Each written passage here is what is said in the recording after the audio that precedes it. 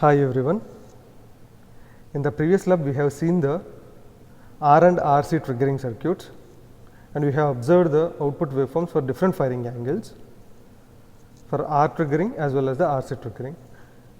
But today we will construct this half wave circuit diagram as well as the full wave circuit diagram, and we will observe the load voltage waveforms, and this triggering is happening due to the variable DC source. Simply we can say regulated power supply. With the help of regulated power supply, we are going to trigger this thyristor, and we are going to observe the waveforms across the load for this half wave connection as well as for this full wave connection. Now you can see this is our hardware kit. In the previous two circuits also we have conducted the experiments on the same kit. You can observe here the RC triggering and the R triggering. So with the help of these two circuits we have done the previous experiments. Now we will going to do the experiments with the help of this bridge rectifier for full wave, and directly using the supply terminals to the thyristor we will construct half wave rectifier, and we will check the waveforms across the load. Okay. And here in the DC triggering we are using an external DC source which is a variable DC source with the help of a regulated power supply here. So with this regulated power supply we are going to take variable voltage, and we will check whether the thyristor is turning on or not. And now let us see the circuit diagram, and based on the circuit diagram we will make these connections. Let us see, this is our circuit diagram. Now we want to construct this circuit diagram which is a half wave configuration. So this half wave configuration we need to construct. Now the connections will be from the secondary side to load A terminal, and the load B terminal is connected to the thyristor anode. So phase terminal to load A terminal, load B terminal to the thyristor anode. So you can see here this is our phase terminal, and this is our neutral terminal, and this is our thyristor, and here it is the load. So we will make the connections according to the circuit diagram. Now first take a probe and connect it according to the circuit diagram. Now the phase terminal connection is given to the load A terminal. So I am connecting the phase terminal to the load A terminal. You can see here phase terminal is connected to the load A terminal, and the load B terminal is connected to the thyristor anode. So we will make that connection from load B terminal to thyristor anode. So from load B terminal to thyristor anode. So this load B is connected to thyristor anode, and you can see here next we have done this connection and this connection. Now we have to make the thyristor cathode connected to the neutral terminal. So we have to make this connection, as well as the gate terminal is connected to a regulated power supply which is a variable DC source. So the gate terminal the gate terminal is given to the positive terminal of the regulated power supply, and the negative terminal of the regulated power supply is feedback to the cathode terminal, or we can connect that to the neutral point. So now we will do these connections. So this is our thyristor. So the thyristor cathode terminal. So the cathode terminal of the thyristor is connected to the neutral point. You can see this is the neutral point, 0 to 12 volts power supply. So 0 means it is a neutral point. So we have connected cathode to the neutral point, and next we have to connect this regulated power supply. We have to connect the regulated power supply. So this regulated power supply positive terminal. So here it is the positive terminal. So this positive terminal is connected to gate terminal of the thyristor. So, here you can see the gate terminal of the thyristor. So, this connection is made. So, regulated positive terminal is connected to the gate terminal of the thyristor, and this connection is also made. And one more connection is there, which is, so we have connected gate terminal to the RPS positive terminal and cathode terminal to the neutral point, and we have to make this connection also, which is from RPS negative to the neutral point. So, this connection we will do, and let us see the RPS negative terminal is connected to the neutral point.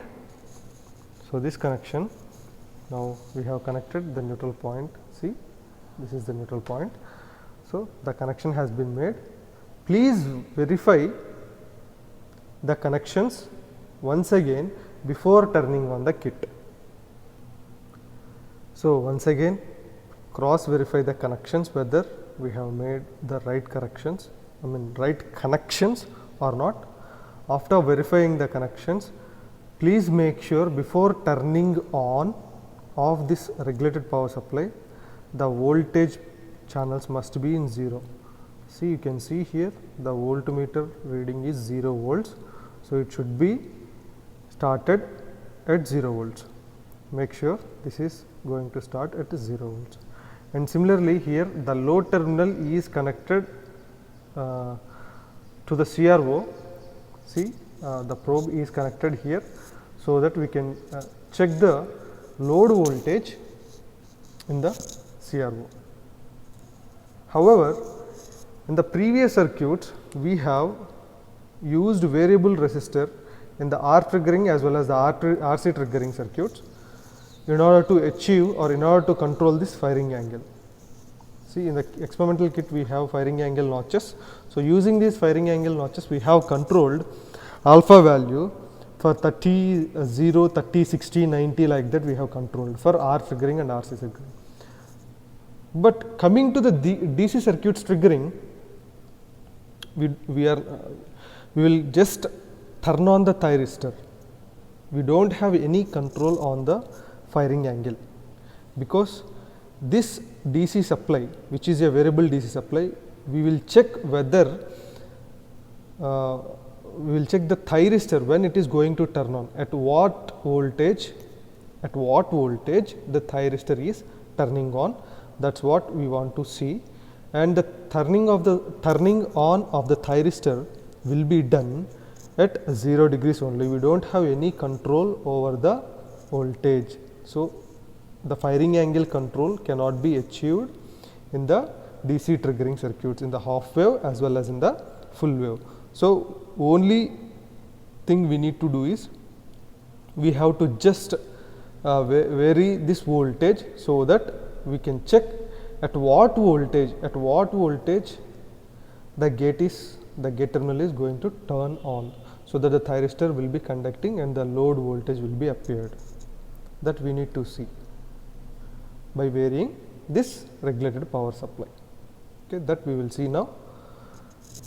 Once again, cross check the connections and make sure that regulated power supply will be turned on at the 0 voltage, and check the CRO probes are connected across the load properly or not. So, these we have to cross check. You can see we need to turn on now. So, I am going to turn on the switch. Now, the circuit is turned on, but the thyristor is not conducting. You can see the response is 0 because the thyristor is not conducting. This is because we are not applying, till now we have not applied any gate pulse, because see the gate voltage, which is a regulated power supply voltage, is at 0 position only.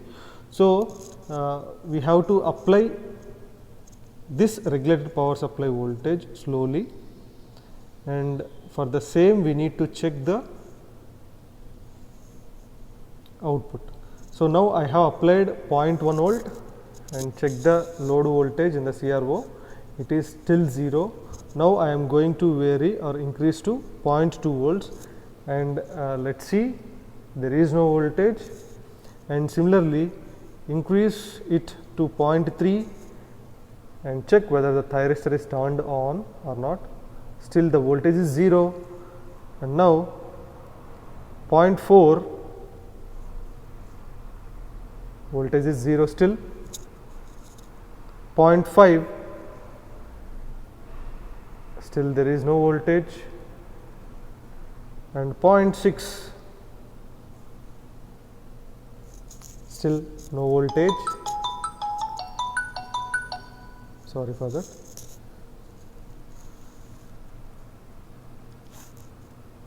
And 0.7, at 0.6 and 0.7, the thyristor is turned on, and you can observe the load voltage here. Clearly you can see the positive cycle coming from 0 to 180. So, this is 0 to 180, and for the negative cycle it is 0, because only a single thyristor is there, which is a half wave rectifier. So, we will get only half of the cycle. We can observe this half cycle, and you can see on the x axis the time period is 5 milliseconds, which means each box is a 5 milliseconds time period. So, if we consider from here to here, one box, 2 boxes, 3 boxes and 4 boxes. So, 4 boxes, 4 into 5 millisecond, each box is 5 milliseconds. So, 4 into 5 millisecond will give 20 milliseconds, which is our 50 hertz supply. And similarly, you can see on the y axis it is 10 volts, which is a 10 volt supply. So, this is more than 10 volts, around it is around 16 volts, approximately 16 to 17 volts, which means you can see